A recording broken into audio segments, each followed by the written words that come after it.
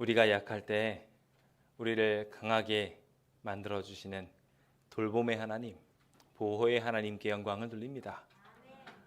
우리가 분명히 연약하나 도리어 그 연약함 가운데 하나님이라는 최고의 선택을 할 수 있음에 또한 영광 돌립니다. 우리가 주님을 선택하게 된다면 주님이 우리의 힘이 되시고 주님이 우리의 돌봄이 되어 주실 것입니다. 그 아름다운 축복이 오늘 이 자리에 있는 모든 이들의 삶 속에 충만하게 임하게 되시길 예수님의 이름으로 축원드립니다. 오늘 우리는 영혼을 돌보는 자를 위한 조언이라는 제목을 가지고 사명의 무게에 대하여 깨닫고 동시에 생명의 귀한 그 축복을 어떻게 하면 잘 이어갈 수 있을지 돌봄과 보호라는 주제를 가지고 함께 은혜를 나눠보려고 합니다. 부디 하나님의 귀한 모범이 우리의 삶에 잘 아로새겨지게 되는 귀한 시간 되기를 소망합니다. 빌립보서 2장 4절에 있는 말씀을 함께 먼저 읽어보도록 하겠습니다. 함께 읽어볼까요? 시작. 각각 자기의 일을 돌볼 뿐더러 또한 각각 다른 사람들의 일을 돌보아 나의 기쁨을 충만하게 하라. 하나님께서는 오늘 이 자리에 있는 모든 이들의 삶이 풍족하게 되기를 소망하십니다. 하는 일마다 형통해지기를 바라시고 그렇게 번성의 축복이 우리의 삶의 특징으로 드러나 하나님께 영광 돌리게 되기를 소망하십니다. 하나님의 백성들이 다른 곳에서 무시받고 또 동시에 굉장히 부족한 모습을 보여서 손가락질 당하게 되는 일들이 일어나게 된다면 하나님은 참 속이 상하실 것 같아요. 그래서 하나님께서는 분명하게 말씀하셨습니다. 자기 자신의 일을 돌아보라고요. 최고로 자신의 일을 돌아보는 것은 하나님을 닮아가는 일일 것입니다. 하나님의 백성인 만큼 하나님을 닮게 되면 무려 신을 닮게 되는 것인 만큼 우리의 삶은 더욱 풍요롭고 아름답게 만들어지게 될 것입니다. 부디 그 축복이 이 자리에 계신 분들과 함께 있게 되기를 소망합니다. 근데 주님께서는 거기서 그치지 않고 하나님을 닮는다는 것에 대한 진정한 의미인 하나님의 기쁨에 해당하는 다른 사람을 돌보는 일, 그 일이 우리의 삶에 이루어지기를 바란다고 권면하고 계십니다. 하나님의 기쁨에 대하여 제가 전에 한번 말씀드린 적이 있습니다. 하나님은 다른 걸 가지고 기쁨을 느끼실 수 없다는 것 잘 알고 계시지요? 주님께서 뭔가를 배우셔서 기쁘시겠습니까? 전지전능하신 분이? 아니면 그 전지전능하신 분이 부를 축적하시고 땅을 넓혀가지고 그걸 가지고 기쁨을 누리시겠습니까? 그런 걸로 기쁨 느낄 수 없습니다. 우리도 영원이라는 삶을 살게 된다면 그걸 가지고 기쁨을 가지려고 하면은 한도 끝도 없을 것이며 동시에 진정한 기쁨도 누리지 못하게 될 것입니다. 진짜 기쁨은 거기에 있지 않지요. 주님께서 말씀하신 것처럼 하나님을 닮아가는 과정 속에 자연스럽게 이웃들을 돌아보는 것이 가장 큰 기쁨이자 복이 될 수 있는 것입니다. 그래서 주님께서는 당신의 제자들에게 자기를 닮아서 자신과 똑같이 살아갈 주의 백성들에게 분명하게 권면하여 주시기를 내가 나를 사랑한다면 내 양을 먹이고 치라고 말씀하여 주셨습니다. 오늘 우리의 삶이 그렇게 되기를 소망합니다. 하나님의 축복으로 인하여 하나님을 닮은 특징이 우리의 삶에 만들어지고 동시에 그것으로 인하여 주변 사람들을 행복하게 함과 우리의 삶이 기쁘게 만들어지게 되는 그 놀라운 기적이 있게 되기를 소망합니다. 성경은 분명하게 우리에게 말합니다. 각각 자기의 일을 돌볼 뿐더러 각각 다른 사람의 일들을 돌아보아 그 기쁨을 충만하게 만드는 것이야말로 우리의 참된 신앙이라고 말입니다. 제가 이번에 이 돌봄에 대해서 크게 새로운 걸 배우게 됐습니다.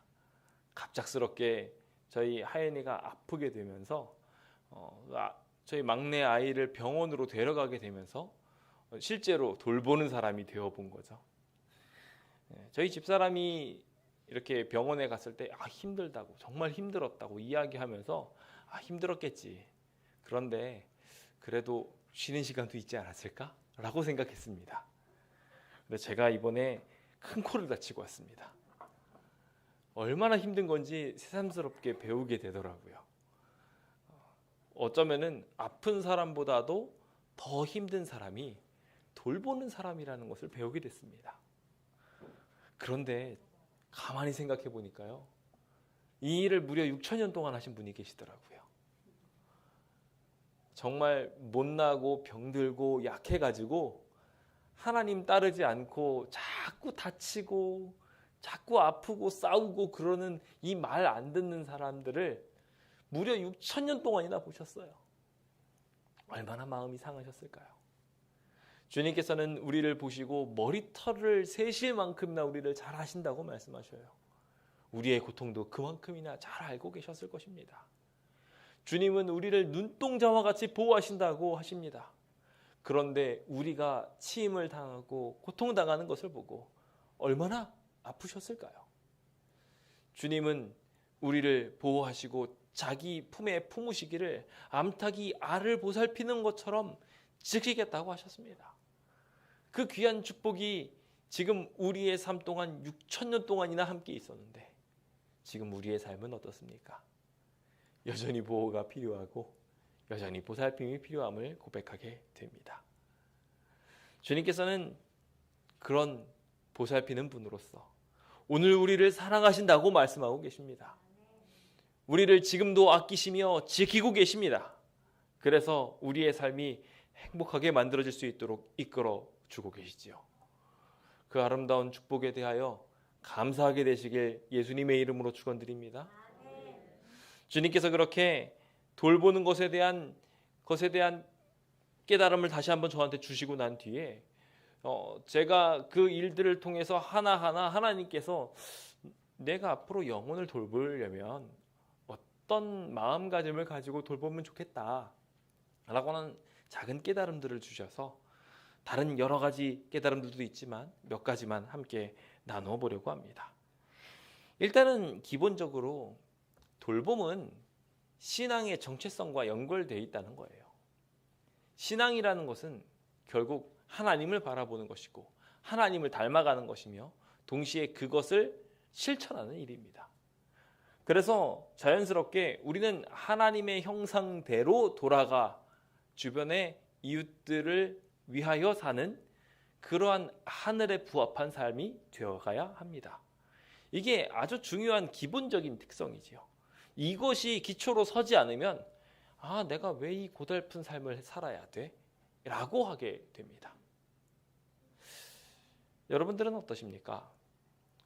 여러분들의 자녀를 키우는 데 있어서 자녀가 아프고 힘들면 어떠십니까? 그냥 내다 버리고 싶으십니까? 모르겠습니다. 가끔은 그런 느낌이 들지도 모르겠어요.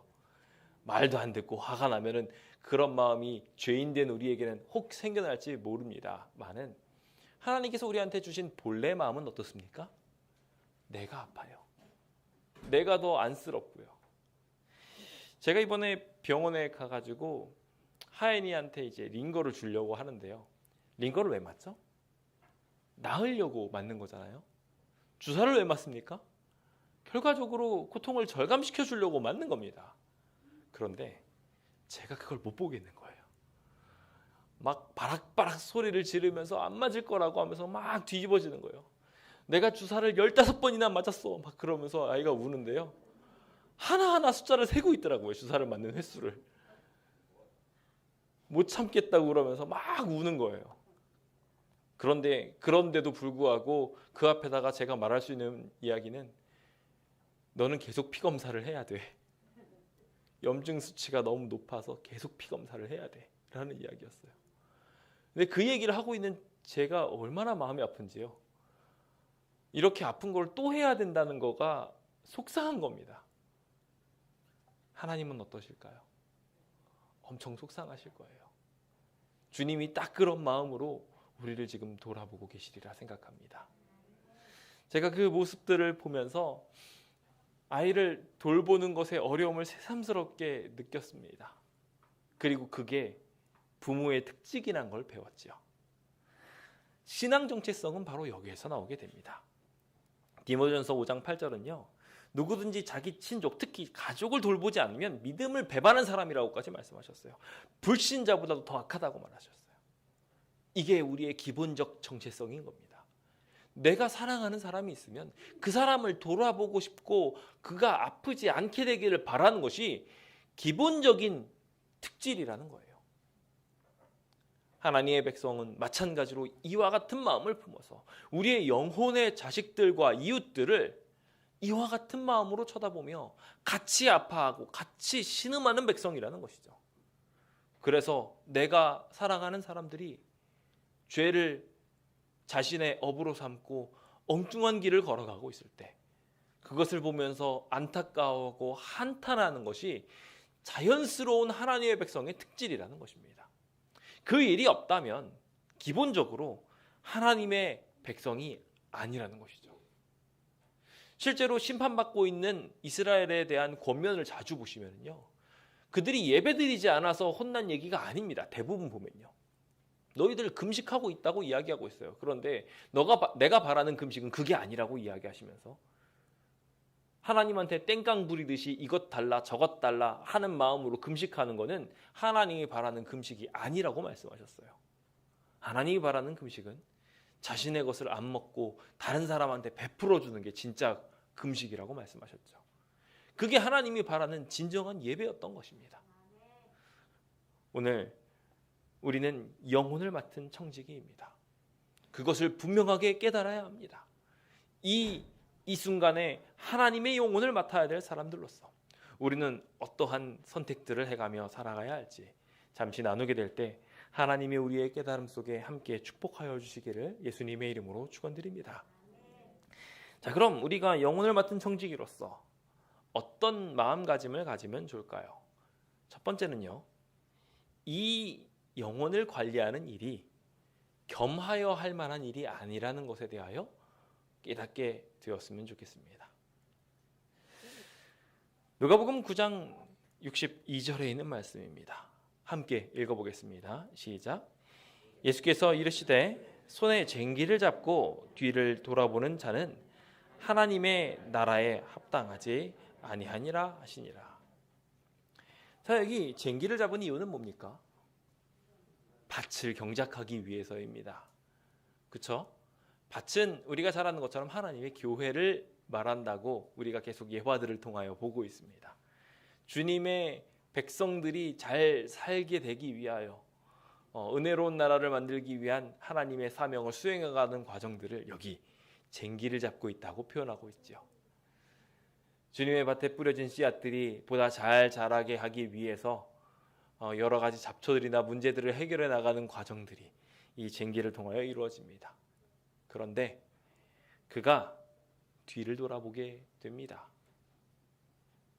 실제로 이제 농사를 제가 배우면서 이렇게 해보니까요, 일을 해보니까 일을 해가면서 자꾸 이렇게 딴 생각하고 다른 일을 하고 다른 걸 돌아보고 그래가지고 일명 뺑깃거린다고 하죠. 네. 그러면서 제대로 일을 안 하면요, 일이 효율이 어떻게 될까요? 확 떨어지게 됩니다. 오히려 옆에 그런 사람이 있으면 화만 돋구게 되지요. 제가 그 모습을 보면서 하나님의 나라에는 이런 사람이 합당하지 않다라는 사실에 대해서 집중하게 되었습니다. 우리는 하나님의 밭을 돌보아 주어야 될 사람들입니다. 그런데 두 마음을 품어서 자꾸 뒤를 돌아보면 어떨까요? 집에다가 두고 온 꿀단지가 생각이 나서 잠깐 놓아서 돌아가서 또 꿀단지에 꿀 먹고 돌아와가지고 한두 번 파다가 너무 더워요, 또 가가지고 부채질하다가 다시 또 두세 번, 이런 식으로 해가지고 돌보아질 수가 있을까라는 생각이 듭니다.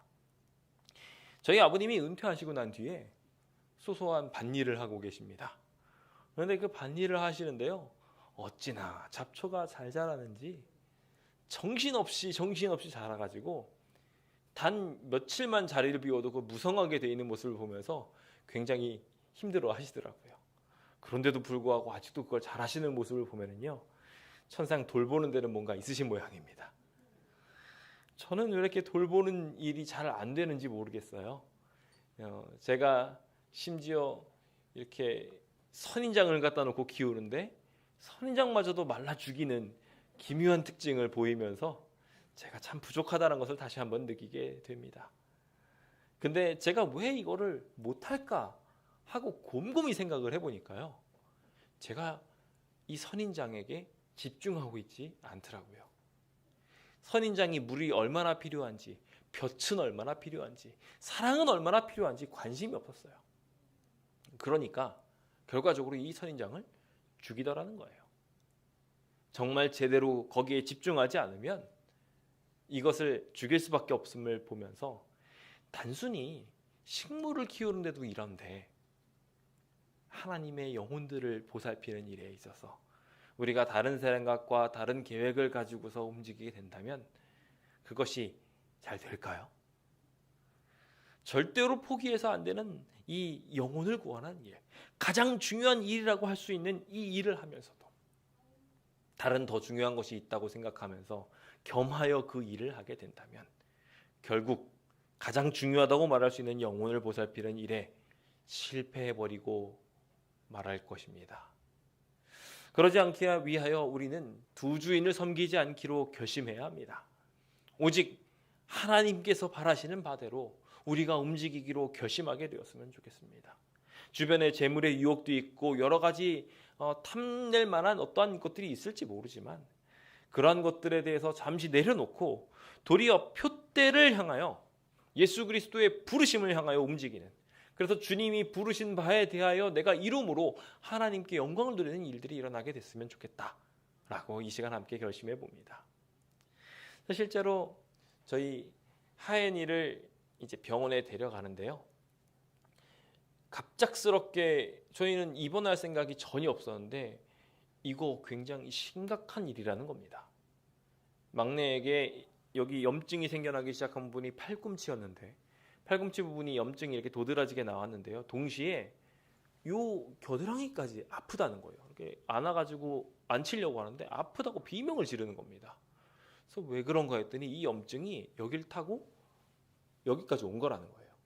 그리고 이 염증이 여기까지 들어오면 돌이키기가 어렵다는 거죠. 그래서 그냥 거의 응급이다시피 갑작스럽게 입원을 하게 됐습니다. 그래서 그 당시 제가 보호자였기 때문에 저 말고 거기 있을 수 있는 사람이 아무도 없었어요. 그래서 갑작스럽게 입원을 하게 됐죠. 잘 됐다라고 생각했습니다. 차라리 이때 교회에 산적해 있는 밀린 일들을 가가지고 하자. 그래서 제가 저의 아이를 입원시키면서 일할 거리를 바리바리 싸들고 갔습니다. 그걸 가지고 가가지고 그래 우리 뭐 여러 가지 증언록도 확인해보고 막 법원 자료도 검색하고 그래야지 하고서 잔뜩 준비해가지고 갔는데 전혀 건들지를 못했습니다. 설교도 2편을 준비해야 되니까 열심히 하고 이래고서 막 머릿속에 잔뜩 있었는데 펼쳐는 놨어요. 펼쳐는 놨는데 안 잡히는 겁니다. 아이를 보살피면서 이것을 두 가지를 할 수 없다는 것을 알았어요. 제가 그래서 한 번은 도저히 안 되겠다 싶어서 이제 제가 이 일에 집중해야 되겠다고 밤 시간에 이제 하이엔을 재워놓고 아무래도 좀 잠이 안 오니까 해야지 하고서 막 하고 있었습니다. 근데 막 하고 있는데 간호사 선생님이 딱 들어오더니 띡 찍어보더니요, 아이의 열이 지금 40도라는 거예요. 그러니까 지금 열심히 수건을 빠셔서 아이를 닦아주라는 겁니다. 아무것도 하지 못하게 되었습니다. 제가 잠깐 관심을 안 가지고 저희 아이를 가만히 뒀는데 그 사이에 열이 확 올라가고 있었던 거예요. 오늘 우리에게도 영혼들이 있습니다. 근데 우리가 이 영혼을 대할 때 어떤 마음으로 어떻게 대하는지 곰곰이 생각해 볼 필요가 있습니다. 그것이 가족이든 친구이든 자신의 남편이든 어머니 아버지이든 관계없이 우리가 영혼을 돌아보는 데 있어서 잠시 눈을 뗀다면 그 일들로 인하여 어떠한 돌이키기 어려운 일들이 일어나게 될지 모릅니다. 사실 그 일이 일어나면 늦습니다. 저희 아이를 잠깐 내버려 두고 그냥 알아서 놀겠거니 하고 두었더니 그 사이에 손가락이 부러진 겁니다. 그래서 지금 이 한 달이라는 기간 동안 저 아이를 보살피는 일을 더 배우게 되었죠. 하나님께서 저희가 아이를 잘 못 보살피고 있으니까 좀 더 아이를 잘 보살피라고 하나님께서 교훈하여 주신 것이 아닌가라는 생각이 들었습니다. 자, 이제 우리도 이것에서 깨달음을 얻읍시다. 우리에게 분명하게 영혼들이 있습니다. 멀리 가지 않아도 우리의 가족들이 그렇고요. 우리가 대부분의 시간들을 보내고 있는 동료들과 이웃들이 그렇습니다. 그 사람들도 하늘 가야 되지 않겠습니까? 우리가 그들을 하늘나라 가길 바랄 것입니다. 그런데 그 바람과는 다르게 눈을 자꾸 다른 데 돌리면서 하나님께서 우리한테 맡겨주신 이 밭을, 동산을 잘 관리하지 않고 엉뚱한 데 돌아가게 된다면 무성한 잡초들이 그 동산을 망쳐버리고 밭의 결실들을 망가뜨리게 할 것입니다. 제가 어제도 말씀을 잠깐 드렸지만 가라지가 뿌려진 시간은 언제였다고요? 밤이었습니다. 다들 자고 있으니까 와가지고 뿌린 거예요. 사단은 우리가 눈 돌리고 있을 때 와서 뿌릴 것입니다. 그러니 오늘 우리가 겸하여 영혼을 보살피지 말고 전적으로 주님의 백성들에게 관심을 둘 수 있는 그러한 귀한 사역자들 되기로 함께 결심하면 좋겠습니다. 부디 이 자리에 계신 모든 백성들에게 한 분도 영혼의 탈락이 이루어지지 않는 축복, 그 축복이 있게 되어서 하나님께서 주시는 축복 속에 영혼의 무게를 집중함으로 경험하고 또 축복으로 받게 되는 주의 백성 되시길 간절히 바랍니다. 두 번째입니다. 함께 알아보아야 할 두 번째 깨달음은요, 쉬는 것도 일이었다라는 것입니다. 이사야서 28장 24절입니다. 함께 읽어볼까요? 시작. 파종하려고 가는 자가 어찌 쉬지 않고 갈기만 하겠느냐? 자기 땅을 개간하며 고르게만 하겠느냐?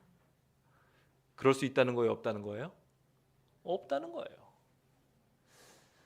우리는 한계가 있는 인간임을 먼저 인정해야 합니다. 그래서 우리가 주님의 명령대로 먼저 자기의 일을 돌아보면서 다른 사람도 살피는 일이 필요하다는 것을 기억해야 합니다. 그런데 말입니다. 여기서 자기의 일을 돌아본다라는 게 뭔가요? 자기의 일을 돌아보는 거에 대해서 자꾸 엉뚱한 해석을 하시는 분들이 계십니다. 자기 일을 돌아보는 거니까 내가 할 직장 일 돌아보고 내가 하고 싶은 일 해야 된다고, 내 체력 회복시켜야 된다고 하는 경우들이 많이들이 있습니다. 제가 참된 휴식에 대하여 이미 한번 정의해 드린 바가 있습니다. 참된 휴식은 뭐라고요? 그냥 쉬는 거라고요? 노는 거라고요? 아니요. 휴식은 원형을 회복하는 거라고요. 휴식이라는 건 원래의 모습으로 돌아가는 거라고 말씀드렸습니다. 기억하시죠? 기억하시라고 다시 한 번 더 따라하게 해드립니다. 휴식은 원형으로 돌아가는 것이다. 굉장히 중요한 얘기입니다. 그래서 우리가 도끼라면 도끼의 날이 원래대로 돌아갈 수 있도록 스스로를 가하는 일들을 해야 합니다. 우리는 하나님의 백성으로서 하나님을 다시 닮을 수 있도록 돌아가야 합니다. 그게 쉬는 거예요. 그래서 제대로 쉬는 것을 통하여 제대로 회복이 이루어지고 그 원형이 만들어짐으로 본래의 목적을 수행할 수 있게 되는 것. 그래서 사실 월요병이 있으면 안 됩니다. 오늘 기도력을 보니까 최고의 불행한 이야기를 기록하라는 책을 쓰라고 하는데 거기에 보니까 월요일, 내일이 월요일이다라는 책이 1등했다는 얘기가 있더라고요. 정말 그게 힘들고 어려운 일인 건 맞습니다. 근데 말입니다. 우리가 제대로 쉬었다면 월요일은 가장 생기가 충만한 시간이 되었어야 합니다. 그렇죠? 그래서 가장 하나님의 일에 합당하게 바뀌는 것이 주님의 일을 수행하는 날이 되어야 되는 거예요. 그 사람들은 일요일 기준으로 생각하니까 월요일병이라고 이야기를 하지만 우리는 안식일을 믿는 사람이니까 가장 충만하게 생기발랄하게 하나님의 일을 수행할 수 있는 날이 언제가 되어야 되나요? 정확하게 말하면 토요일 해질녘부터.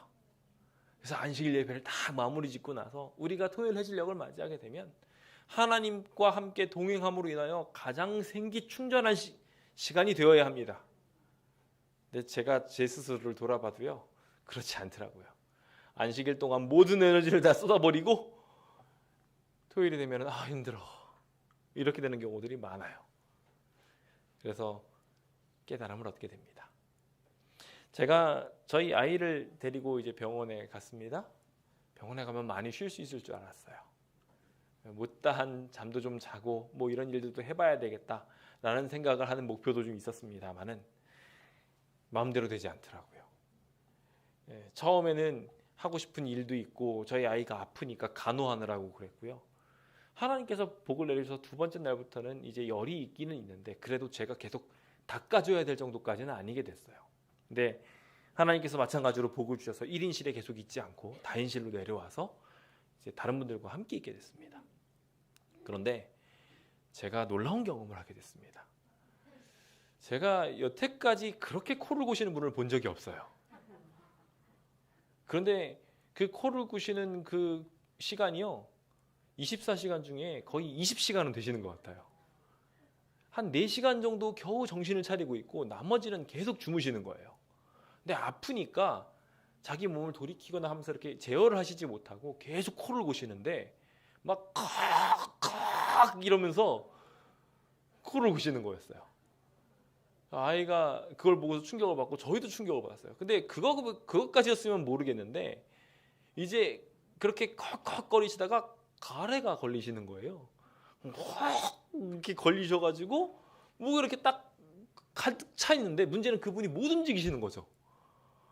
그러니까 그대로 있으면 죽을 것 같은 거예요. 옆에서 보고 있으면 진짜 돌아가실 것 같아요. 왜냐하면 식사도 못 하시고 계시고요. 계속 왜 이분 중환자실에 안 계시지라는 생각이 들 정도로 계속 그러고 계셔요.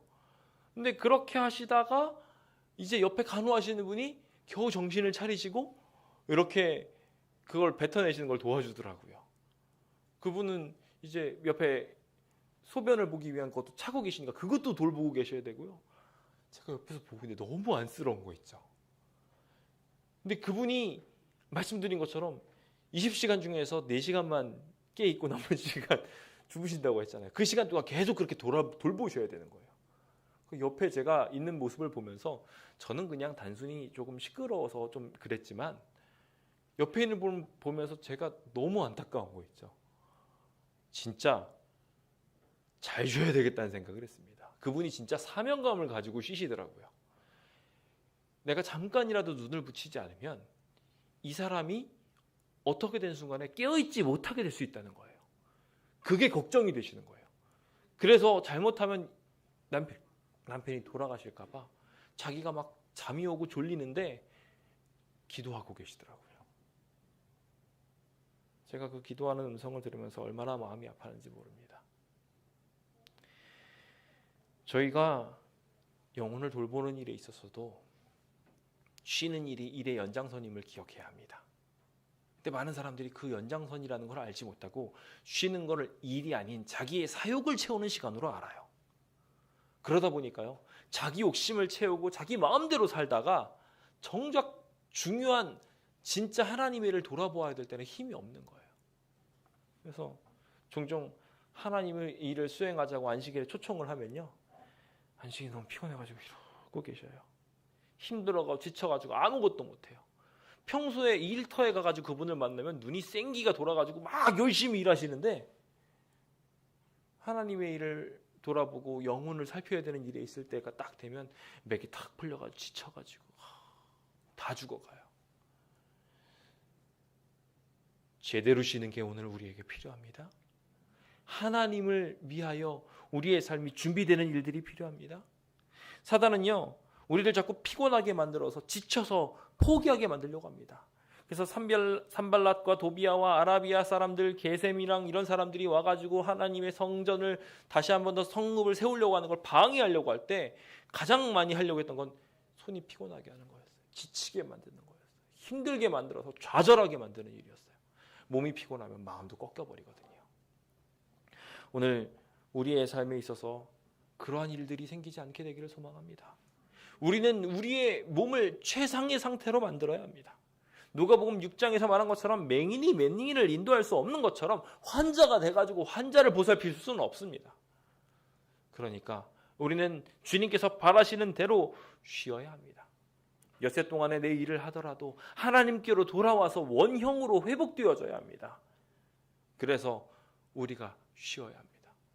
주님께서는 그 쉬는 목적에 대해 말하면서 너희가 쉬어야 양도 염소도 너희의 가족들도 그 안에 유하는 객들도 다 쉴 수 있다고 말하십니다. 실제로 방문을 가는데 방문을 가가지고 보면은 어떤 분은 쉴 새 없이 뭔가를 주시겠다고 막 여기저기 돌아다니세요. 저희만 이제 방에 덩그러니 앉아 있고 그분은 막 여기저기 음식을 준비하느라 바빠 죽 거예요. 그러면 저희가 뭐 가시방석에 앉은 것 같아요. 주인이 저렇게 바쁜데 가만히 있어도 되나 이런 생각도 들고 제대로 우리를 쉬게 만드는 것은 뭐 간단한 다과를 준비하는 거야 하실 수 있지만 그것을 딱 주고 같이 앉아서 쉬는 거예요. 그래 우리도 같이 쉴 수 있어요. 같이 먹어줘야 우리도 같이 먹을 수 있어요. 오늘 우리가 참된 쉼을 누려야 동시에 우리의 영혼들도 쉴 수 있다는 것에 대해서 인지하게 되시길 간절히 바랍니다. 그 가장 좋은 방법은 예배드리는 일이며 하나님께 돌아오는 일이며 하나님께 치유받는 일입니다. 그래서 하나님의 원형대로 돌아가는 것이죠. 그 일이 오늘 우리의 삶에 일어나게 되어서 우리에게 친히 오사 당신의 안식을 선사하시려고 하시는 하나님의 바람이 이루어져서 우리의 주변 사람에게도 쉴 수 있게 만들어주는, 그래서 당장 오늘 안식일만 해도 가가지고 이 일도 저 일도 있으니까 막 해야지 하고서 막 머릿속에 가득 있다면 주변 사람들 같이 피곤하게 만드는 일이니까요. 그렇게 하지 마시고 평안하게 그들을 쉴 수 있게 여러분들도 그들을 돌아보는 방향으로 쉬는 그런 축복이 있게 되기를 예수님의 이름으로 축원드립니다. 자, 이제 마지막으로 세 번째, 참아줘야 살린다라는 이야기를 짧게 나누고자 합니다. 누가복음 8장 15절입니다. 함께 읽어볼까요? 시작. 좋은 땅에 있다는 것은 착하고 좋은 마음으로 말씀을 듣고 지켜 인내로 결실하는 자니라.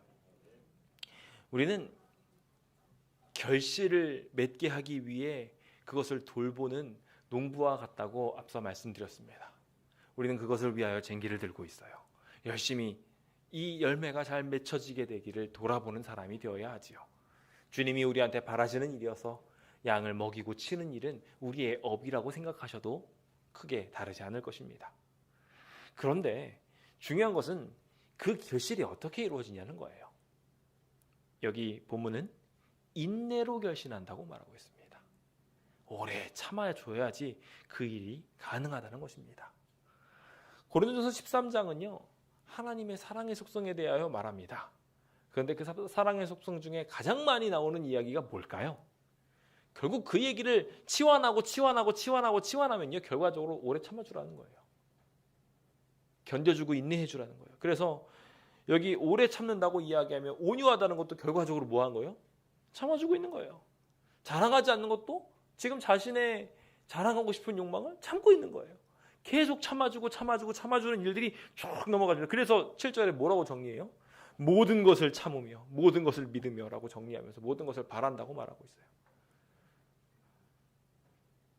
믿음과 소망이 사랑으로 결실되어지게 될 때 결국 우리는 인내라는 결과가 그 가운데 있었다는 것을 발견하게 될 것입니다. 오늘 우리의 삶에 그 참음이 있게 되기를 예수님의 이름으로 축원드립니다.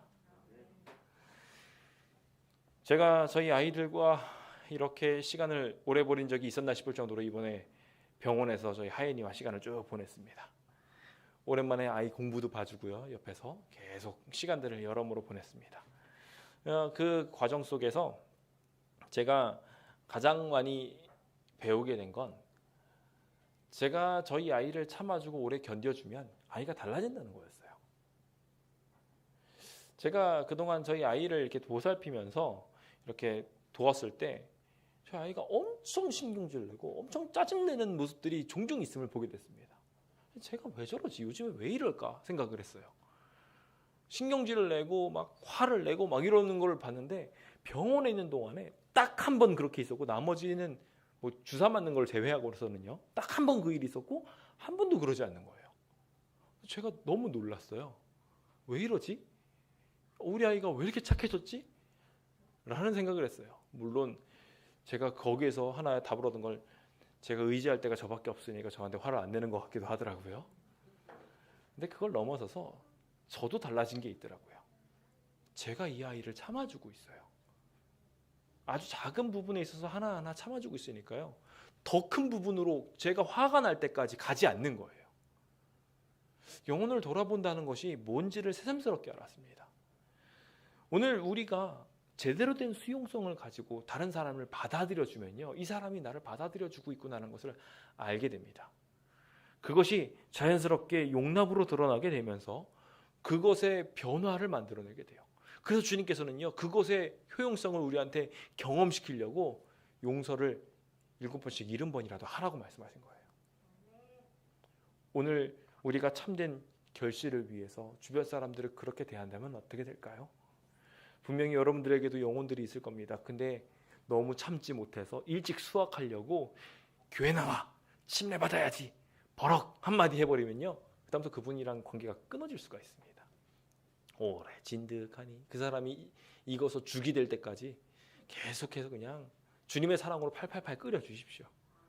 그럼 그때 가면 나중에 가면 왜 나한테는 침례를 받으라고 안 하세요? 저도 하나님의 백성이 되라고 권면하실 줄 알았는데 왜 그런 말씀 안 하세요? 그렇게 되실 거라고 저는 생각합니다. 그냥 사랑해 주세요. 그냥 인내해 주세요. 그럼 주님께서 이루실 것입니다. 참지 못하는 가장 큰 이유가 뭘까요? 결국 내가 해야 된다고 그래서 그런 거예요. 그런데 이 일을 하나님이 이루신다고 생각한다면 참을 수 있습니다. 오늘 주님의 축복이 여러분들의 인내를 이루게 되기를 소망합니다. 주께서 우리의 마음을 인도하셔서 사랑과 그리스도의 인내에 들어갈 수 있도록 하나님께서 만들어 주실 것입니다. 그 아름다운 기적이 오늘 우리의 삶에 일어나게 되어서 인내로 회복을 이루는 주의 백성 되시길 예수님의 이름으로 축원드립니다. 저는 주님이 참되신 목자라는 것을 다시 한번 확인하며 말씀을 마무리 짓고자 합니다. 주님은 당신 자신을 가리켜서 선한 목자라고 말씀하십니다. 양들을 위하여 목숨을 버리신다고 말씀하시지요. 오늘 우리가 과정 공부를 통하여 살펴보게 될 시편 23편도 이와 같은 하나님을 노래하고 있습니다. 주님께서 우리를 위하여 대신 순환을 당하시며 우리를 위해 목숨을 버리시기까지 사랑하심으로 우리가 지금 평화를 누리고 있는 것입니다. 오늘 그 귀한 사랑이 우리에게 부어짐을 먼저 느껴야 우리도 다른 사람에게 동일한 사랑을 나눌 수 있을 것입니다. 사람이 도대체 누구기에, 내가 도대체 누구기에 이렇게 저를 사랑하십니까? 라는 걸 알아야 우리도 주변 사람들에게 그 사람의 됨됨이와 관계없이 사랑을 나눌 수 있으리라 생각합니다. 이제 마지막 때가 정말 가까워오고 있습니다. 마지막 때가 가까울수록 우리는 서로 돌보아 주어야 합니다. 사랑과 선행으로 격려해 주어야 합니다. 이제 마지막 때가 더 가깝기 때문에 그렇습니다. 이제 얼마 남지 않은 시간, 우리가 영혼을 돌이킬 수 있는 시간이 정말 조금밖에 남지 않았습니다.